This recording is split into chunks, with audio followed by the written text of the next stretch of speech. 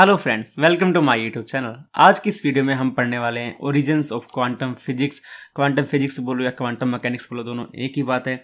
इस वीडियो में हम कोई भी डेरिवेशन या कोई भी प्रूफ नहीं करने वाले हैं, ना ही कोई नया कंसेप्ट पढ़ने वाले हैं। हम सिर्फ देखने वाले हैं भाई क्वांटम का जन्म कैसे हुआ, कैसे कैसे क्वांटम हमारी आई। फिजिक्स की हिस्ट्री के बारे में भाई ये थोड़ा सा लिखा गया एक बुक में, बहुत ही इंटरेस्टिंग लगती है मेरे को डेफिनेशन। इसमें बताया गया कि अरस्तु नाम के भाई एक साइंटिस्ट आए काफी टाइम पहले, उन्होंने जो भी कुछ कहा भाई वो सब कुछ गलत प्रूव हो गया बाद में। फिर आते हैं हमारे गैलीलियो और न्यूटन ने मिलकर चीजों को सही किया।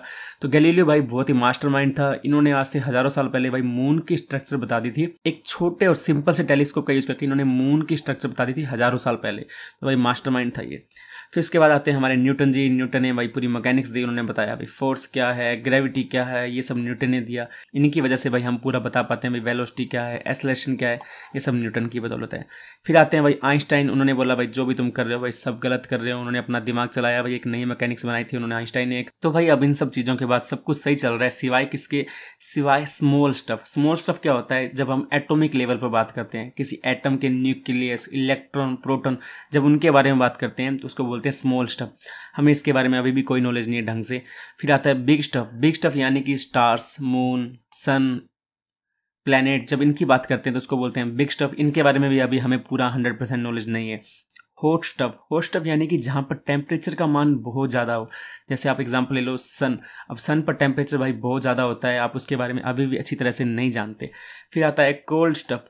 कोल्ड स्टफ क्या होता है भाई? कोल्ड स्टफ होता है जब टेम्परेचर बहुत कम हो, यानी कि बहुत ज़्यादा ठंड हो, यानी कि टेम्परेचर माइनस में सपोज कर लो, माइनस केल्विन, -270-300 डिग्री सेल्सियस। जब हम माइनस की बात करें उसको बोलते हैं कोल्ड स्टफ। फास्ट स्टफ, जब यहाँ पर हमारी स्पीड, किसी भी ऑब्जेक्ट की स्पीड बहुत ज़्यादा हो तो वो कैसा बिहेव करेगा।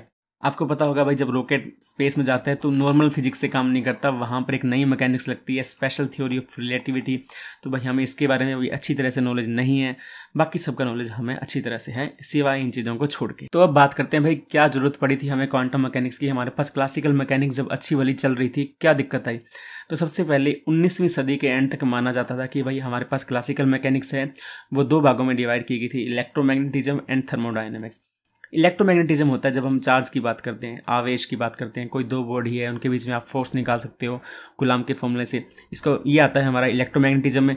थर्मोडायनेमिक्स क्या होता है? जब भी हम किसी चीज़ पर टेम्परेचर की बात करते हैं, कितना टेम्परेचर है, बॉडी कैसे बिहेव कर रही है, ये आता है थर्मोडायनेमिक्स में। तो भाई इन दो चीज़ों से सारी फिजिक्स पहले समझाई जा रही थी 19वीं सदी के एंड तक। लेकिन भाई जैसे ही 20वीं सदी की शुरुआत होती है तो पता चलता है कि हमारी क्लासिकल मैकेनिक्स दो चीज़ों में बुरी तरह से फेल हो रही है। वो दो चीज़ें थी relativistic domain and microscopic domain. अब रिलेटिविस्टिक और माइक्रोस्कोपिक डोमेन क्या होता है इसके बारे में बात करते हैं। तो भाई रिलेटिविस्टिक के बारे में बताया था मिस्टर आइंस्टाइन ने सन 1905 में।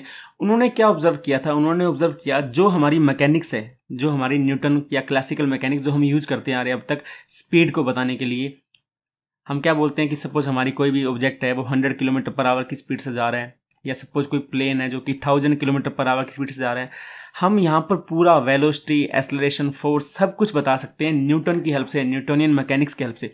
लेकिन आइंस्टाइन ने बोला जैसे ही इस ऑब्जेक्ट की स्पीड हम बढ़ाएंगे, जैसे ही इस ऑब्जेक्ट की स्पीड बढ़ाएंगे और वह स्पीड ऑफ लाइट के आसपास आ जाएगी, सी यहाँ पर स्पीड ऑफ लाइट जिसका मान होता है 3 × 10⁸ मीटर पर सेकेंड। तो उसने बोला जैसे ही हमारे ऑब्जेक्ट की स्पीड ऑफ लाइट के आसपास आएगी तो हमारी मैकेनिक्स फेल हो जाएगी, हमें एक नई मैकेनिक्स की आवश्यकता है, उसका नाम है स्पेशल थ्योरी ऑफ रिलेटिविटी। इसके बारे में बताया था भाई आइंस्टाइन ने, बहुत ही इंपॉर्टेंट थ्योरी थी भाई ये STR, इसके बारे में कभी बात करेंगे। तो आइंस्टाइन ने यहाँ से क्या कंक्लूजन निकाला? उन्होंने बोला किसी भी ऑब्जेक्ट की स्पीड ऑफ लाइट से ज़्यादा नहीं हो सकती। ऐसा पॉसिबल ही नहीं है कि हम स्पीड ऑफ लाइट से ज़्यादा तेज चल पाएं, हमेशा ऑब्जेक्ट की स्पीड ऑफ लाइट से कम ही होगी। ये आइंस्टाइन का पोस्टुलेट था जो काफ़ी इंपॉर्टेंट पोस्टुलेट है। इसके बाद बात करते हैं हम माइक्रोस्कोपिक डोमेन की। तो भाई माइक्रोस्कोपिक, माइक्रो का मतलब क्या होता है? माइक्रो का मतलब होता है छोटा, बहुत ही सूक्ष्म, जो चीज़ें हम जनरली अपनी आंखों से नहीं देख सकते, हमें माइक्रोस्कोप की जरूरत है उनको देखने के लिए। तो भाई हमारी क्लासिकल फिजिक्स इन छोटी चीज़ों के बारे में नहीं बता पा रही थी अच्छे से। जैसे कि कुछ एग्जांपल आते हैं इसके, black body radiation. Classical physics black body radiation को समझा नहीं पा रही थी। तो क्या होता है ब्लैक बॉडी रेडिएशन?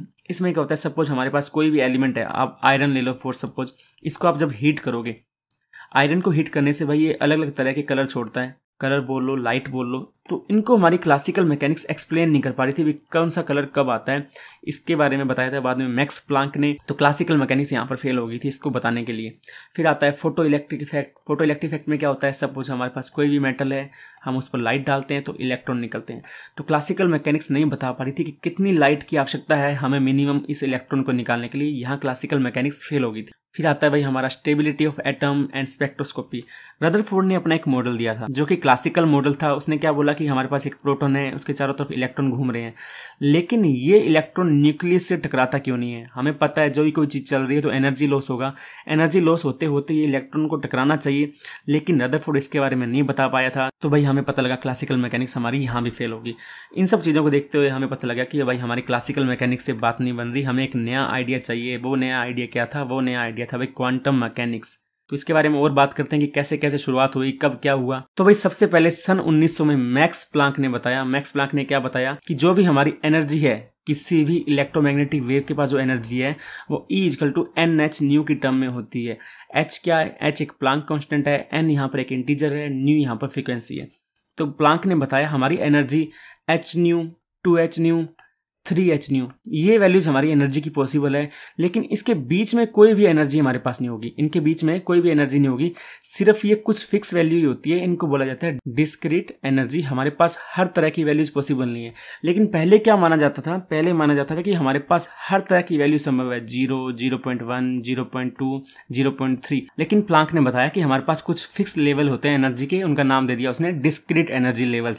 ये इसने कब बताया था, 1900 में, जब वो ब्लैक बॉडी रेडिएशन को डिफाइन करने की कोशिश कर रहा था। तो इसके बाद आते हैं भाई हमारे मिस्टर आइंस्टाइन। उन्होंने 1905 में फोटो इलेक्ट्रिक इफेक्ट को समझा रहे थे, तो उन्होंने इसका प्लांक वाले कंसेप्ट का यूज किया और उन्होंने बताया हमारे पास फोटोन होता है, लाइट को उन्होंने फोटोन बोल दिया जिसकी एनर्जी होती है E=NH न्यू, वो जो कि डिस्क्रीट एनर्जी होती है जैसा प्लांक ने बताया।